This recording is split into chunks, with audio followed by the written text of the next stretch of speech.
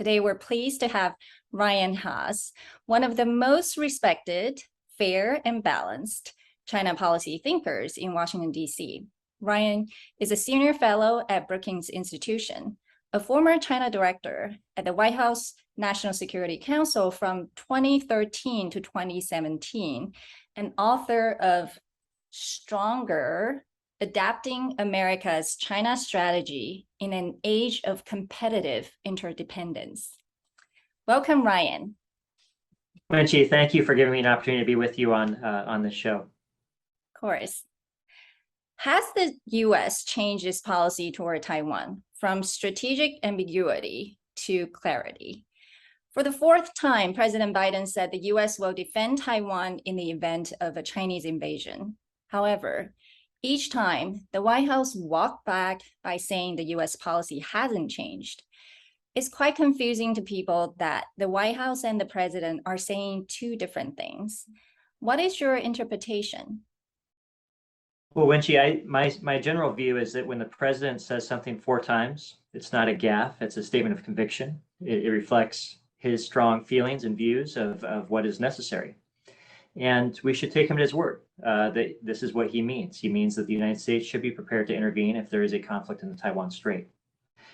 I've been struck by Beijing's reaction. It's been more muted than I think many people would expect. I think part of that has to do with the fact that President Biden's words really just validate their assumptions. They feel like President Biden is saying the quiet part out loud. Of course, they expect that the United States would intervene in the event of conflict. They have no alternative. They have to be prepared for that scenario.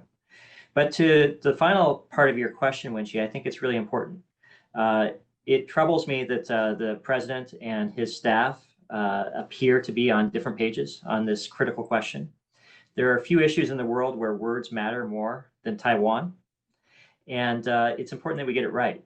And I worry that having the White House staff constantly walk back the president's statements suggests that the president and his team are not on the same page. If you were still in the White House, I mean, this seems to be the reality now. It's very clear. So is there a need to still keep it this ambiguous, or we should just make it very clear? Well, this is a question that many people outside of government are debating, this distinction between strategic ambiguity and strategic clarity. It's not a debate that I sense has much salience inside the administration. The Biden administration is very focused on doing what it feels is necessary to keep things stable and to protect America's interests and to strengthen its relationship with Taiwan. And the reality is that the only way that you could possibly have what is called strategic clarity would be to establish a mutual defense treaty with Taiwan. Otherwise, this will depend upon the words of each president. Our presidents rotate through every 4 or 8 years. And so short of that, there really isn't a lot of value in sort of prejudging or predetermining how the United States would respond to a future hypothetical scenario. Your book argues that competitive interdependence should be the new framework of discussion of the U.S.-China relations. Tell us, what do you mean? Well, thank you for giving me the opportunity to talk briefly about the book. The idea of competitive interdependence is intended as a framing device to help understand how two large, powerful, proud countries relate to each other in the world. It's not a formula for solving problems in the relationship, nor is it an effort to try to diminish the level of friction or tension that exists in this highly competitive relationship. But it is intended to try to highlight that there are various aspects of the relationship. Competition surely is a big part of the relationship. And I think that's sort of the core of the relationship right now. But alongside that competition, there is a very deep, thick interdependence that exists. And if we only view the relationship through a narrow lens of competition, we will lose sight of some of the broader issues in the relationship that also need to be managed. So, for example, there are zero-sum issues like Taiwan, where there really isn't any space for compromise between America's priorities and China's preferences. But there also are a lot of zeros or positive sum or negative sum issues where each country will both either be affected positively or negatively based upon what happens. So public health, climate change would be examples of this. And having a policy that takes a more holistic, encompassing view of the overall relationship through a framework of competitive interdependence allows us to see both of these types of issues alongside each other. Ultimately, I guess what I'm trying to suggest, Wenqi, is that the purpose of government is not to compete with other countries. The purpose of government is to provide for the health, the safety, the prosperity of its people. And by being able to differentiate some of these issues and deal with them each on a case-by-case basis, hopefully we'll put ourselves in a better position to be able to deliver on that priority that government has for its people. I think I want to dig deeper a little bit on this. I think especially when you were in the government, that was kind of a different dynamics between the two countries.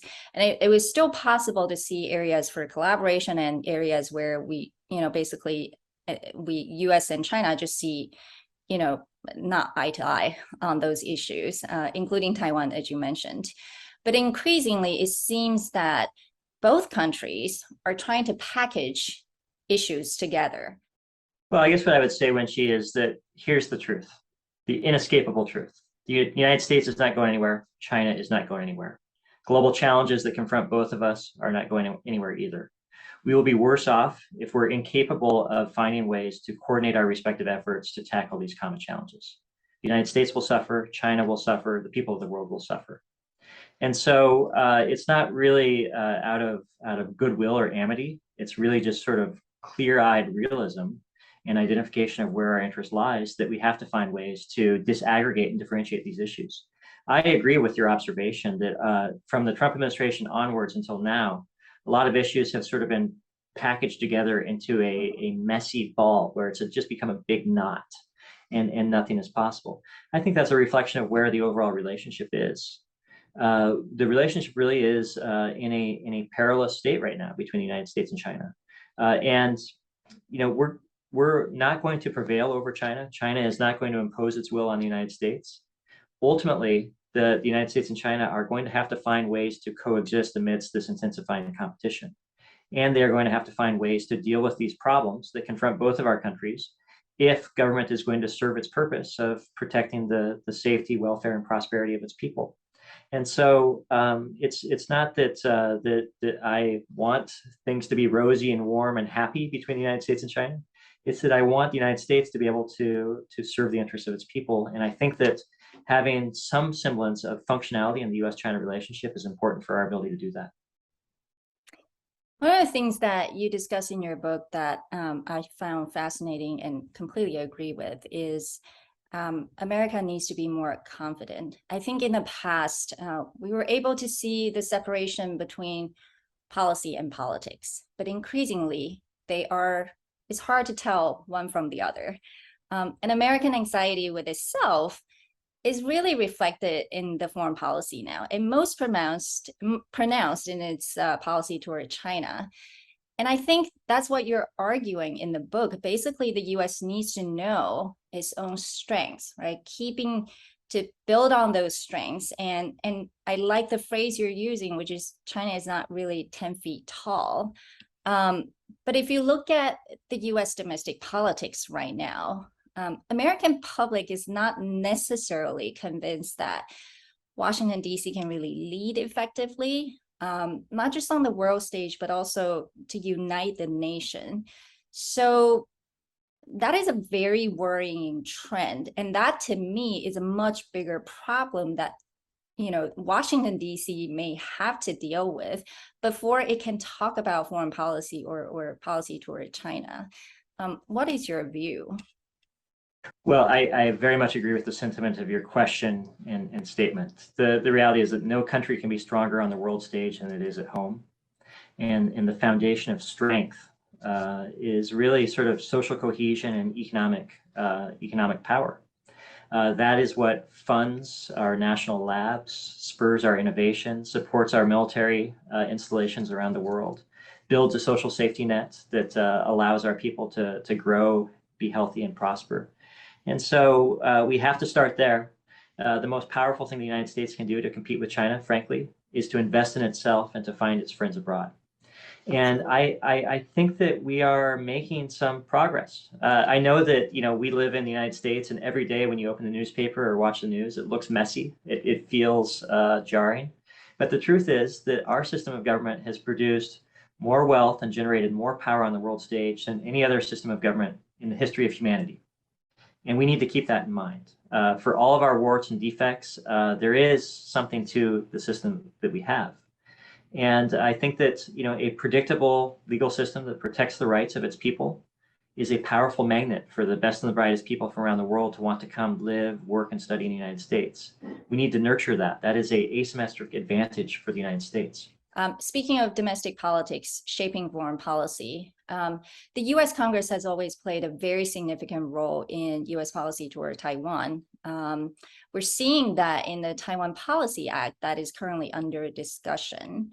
While it's watered down after last week's Foreign Relations Committee meeting, do you see more congressional support for Taiwan in the future? When I say more, it's not just arms sales, but more around symbolic support for Taiwan's sovereignty, be it name change from Taipei Economic and Cultural Representative Office to Taiwan Representative Office, or potentially Senate confirmation of American Institute in Taiwan's director appointment, etc.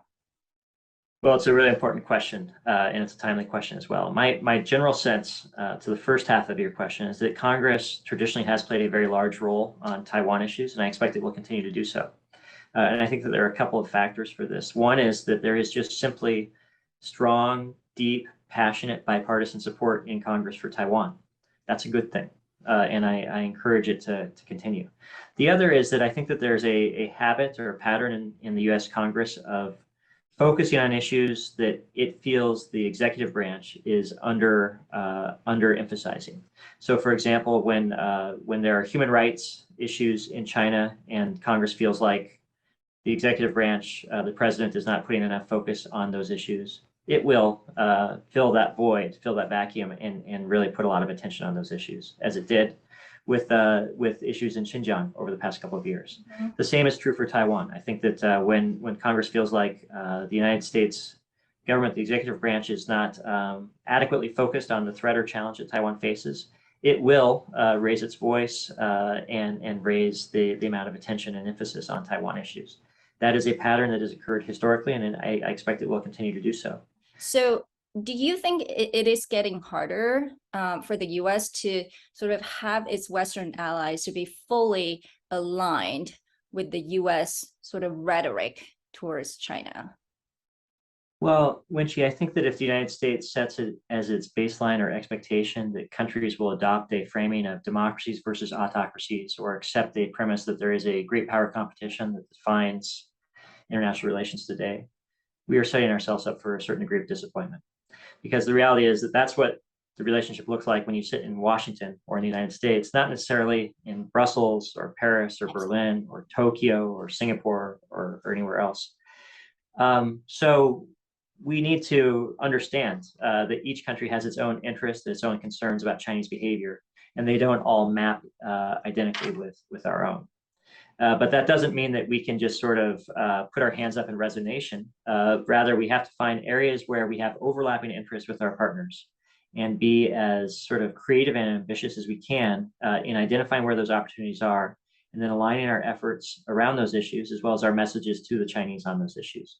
And I think if you use that as the starting point, you can actually develop a pretty ambitious agenda pretty quickly around issues like public health, clean energy technology, climate change, trade and investment, and also technology innovation. Well, we've talked a lot about the U.S. I think the last question has to go to China. Tell us what you think is the significance of the upcoming 20th Party Congress and China's current challenges. Where is China headed? Well, that's a big question, but I think that the Party Congress in mid-October will select China's leaders, obviously, for the next 5 years. The wide expectation is that President Xi will stay at the top, but the question mark is who will join him at the pinnacle of power at the top of the Chinese Communist Party. And that remains a question mark. And I think that a lot of people will look at the selection of Politburo Standing Committee members to get a sense of how much influence or dominance President Xi has over. And what is your prediction, if you can share? Well, my expectation is that President Xi will probably get a lot of what he wants. I think that he has established a pretty high degree of influence over decisions, and I think that he's spent the last 10 years erasing any challenges to his authority. And so I think that that it will be broadly reflective of his preferences. The big question that I have, though, and I think many others have, is will there be course corrections after the Party Congress in China's domestic and external policies? Because it's pretty broadly understood that China's not on a great track right now. Their COVID lockdowns are highly disruptive. Their debt and demographics are worsening. Their economy is decelerating. Their relations with every developed country simultaneously are worsening right now. This is not a report card of success, in other words, but it's not clear whether or not China is capable of doing what it's done in the past, of course correcting and adjusting based upon the feedback it's receiving, or if China is just locked on a course that will stay constant as long as President Xi remains in power. So that's the big question mark that I think a lot of observers have, and will be trying to use the Party Congress and its aftermath to begin to measure. I think we will know next month and the months beyond to see where is really China going to look like and the general direction. But thank you so much, Ryan, today for sharing with us your thinking in terms of the new framework of the most consequential relationship in the 21st century through the framework of competitive interdependence.